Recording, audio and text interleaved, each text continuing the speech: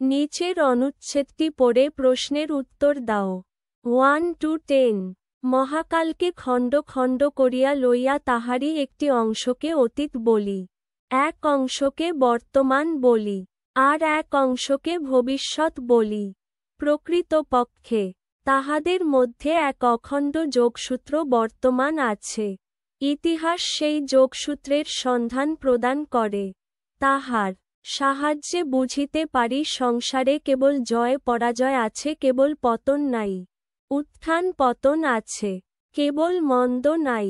ভালো মন্দ আছে, আছে বলিয়াই আশা আছে। যে পরাজিত তাহার আবার জয়লাভের আশা আছে, যে পতিত তাহার আবার উত্থিত হইবার আশা আছে, যে মন্দ তাহারও আবার ভালো হইবার আশা আছে। আমাদেরও সেই কাল আসিতে পারে, মন্থর পদবিক্ষেপে সভয়ে সচকিতচরণে গোপন পথে, নহে প্রকাশ্য রাজপথ দিয়া সুবিন্যস্ত সুদৃঢ় পদবিক্ষেপে দ্রুতবেগেই চলিয়া আসিতে পারে।